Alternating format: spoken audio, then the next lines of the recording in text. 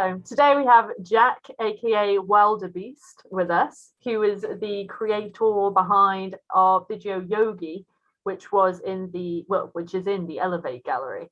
And so, yeah, Jack's going to talk to us a bit about his musical inspirations, of which I'm really excited to hear about because it's very eclectic and widespread. So, Jack, why don't you start with your inspirations behind your music as is, your current career as it is? Sure. Okay, so yeah, it started off. I started off as professionally anyway as a drummer, and was doing that for many years. And we're kind of involved with projects and invested a lot in a couple of them, which got really quite fast to the point where I was starting to make a living off it, and it's really really felt validated in doing that. And then twice over a sort of 7 or 8 year period, things would happen that were outside of my control. The band would break up that had nothing to do with my input.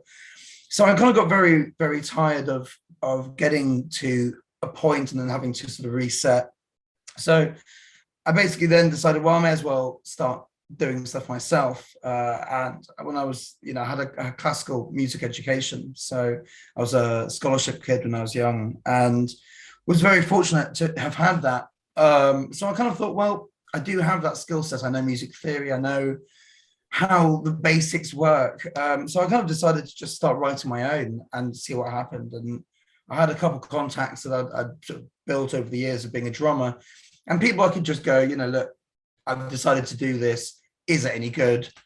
Is this worth me sort of investing any time in? And fortunately, I had a couple of very supportive people, one of whom was a manager for my last band, who was like, no, this is, I can sell this. This has got legs. I don't give up. And I think once I started doing that, I couldn't stop really. It became very, very addictive to sort of have creative control over what I make.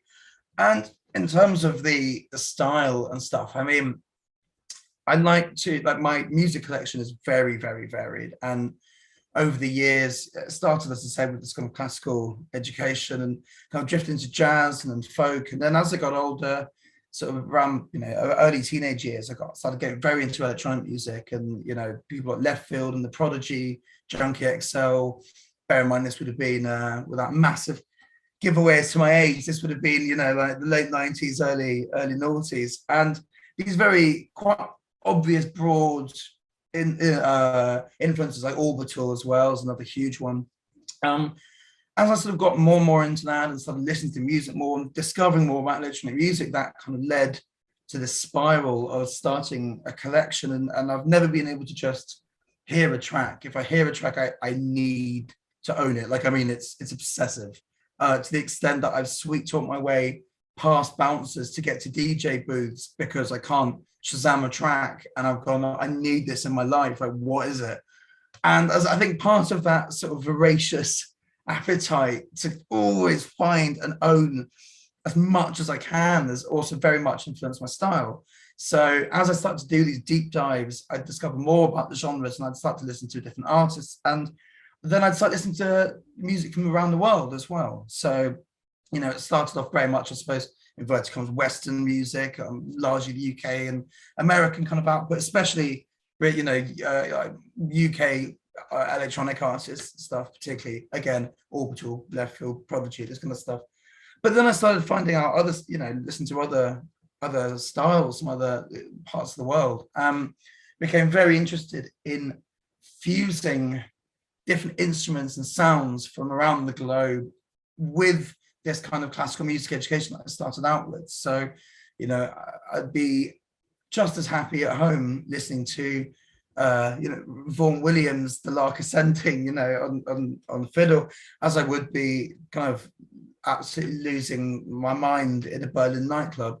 So to try and kind of find this middle ground between the two, where it still made sense sonically and it was musically interesting, but not being confined to any genre. And I've kind of appropriated, quite pretentiously maybe, but when people ask me what music I make, I call it gonzo beat, because there isn't really, it's not UK garage, it's not techno, it's not dubstep, but it might well have all of those elements in it, whilst also I don't know, sampling an Indian santur, for example, or like a Chinese flute.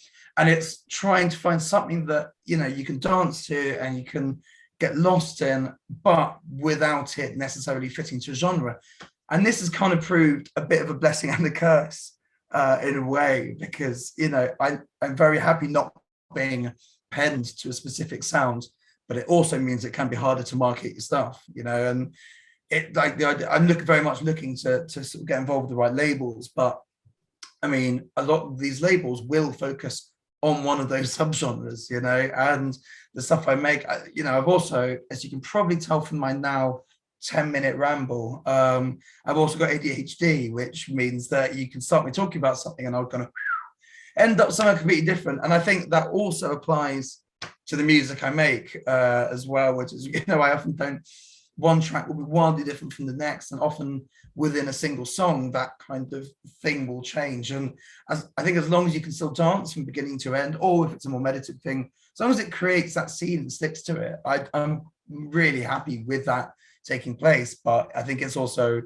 an extension of my of my brain in that now. 100%, as it should be, because Yeah. that's what creative control is. It's when it's all, if you're authentically making, then what you produce is gonna be real. For sure. And you say creative control, but I think also you could almost say a creative lack of control is a part of that. And it's sort of letting go and experimenting, and again bringing that sort of classical music thing into it. You know, a lot of the melodies or the chords, or the way I'd write it is I'd pen it on piano in a more very traditional way, really, and kind of like do the writing that way, and then transpose it in MIDI through Logic, and then start experimenting with different sounds. And you know, that's also a part of it. So again, it's a sort of blend, I guess, of old and new, traditional, modern, kind of contained and spontaneous.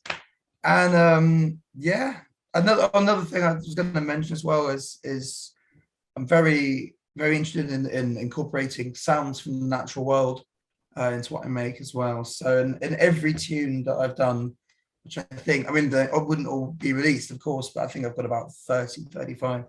Every single one of those has an animal in it, which again is part of the Wilderbeast idea. It's this natural world thing. I like to use a lot of samples as well of like nature sounds. I'll bring a field recorder with me if I'm going for a walk. And then, yeah, so anyone that might be interested in doing a dive, keep an eye out for the animals that are in there. Some of them are really obvious. In the track that's on the Syntropy platform, there's a purr at the end, which is my old cat called Yoggy. And that's why I've named the track after him. So that's him. You can hear purring there. He's sad now, passed away. But there are other songs as well where it won't be so obvious. So there's one where I've recorded a bullfrog and then used that as a sort of percussive part of the track. So yeah, they're all hiding in there somewhere. That's awesome. Hide and seek. Yeah. That's cool. And what made you want to submit to Syntropy? Was there a particular, I don't know, what kind of one made you want to submit your stuff? Yeah, I mean, really, it's a combination of things. I mean, it was actually my girlfriend sent me the link to the call out that he'd put up online. I believe it was the Arts Council website. Yeah. And she's a part of that anyway, and she said, "Hey, you could do this." So I sort of looked at it and went, "Yeah, maybe I could. All right, let's just give it a go." But then I sort of looked into Syntropy, but one I thought, you know, well, this is I'm behind the ethos of it. You know, I mean, I think that us as a society is in a very interesting place at the moment, which I think would be a positive way to phrase it. But you know, there's a lot going on, and our relationship with technology has become symbiotic. You know, well, actually, dependent more than symbiotic. I think symbiotic would imply that technology was kind of benefiting from us, and I mean, it is it's the extent that it's, you know, endlessly and mercilessly evolving. But you know, I think that whether or not it's acknowledged more now, or whether or not there's an increase in it, I think people have less and less time in the day.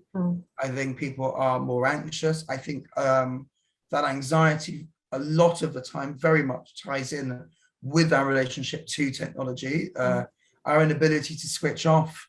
You know, the idea that it used to be, I mean, I've never had a 9 to 5, but I'm reliably informed that, you know, it would be that you go to work and then you finish your day at work and you go home and then you switch off, and we don't have that anymore. There is no switching off. You know, we have alerts on our phones all the time. This is an endless barrage. And, you know, I found that when I was younger, I used to love calling people, you know, on the phone. And as I got older, I actually struggle with that now. And it makes me feel quite anxious sometimes, especially if it's somebody I don't know very well.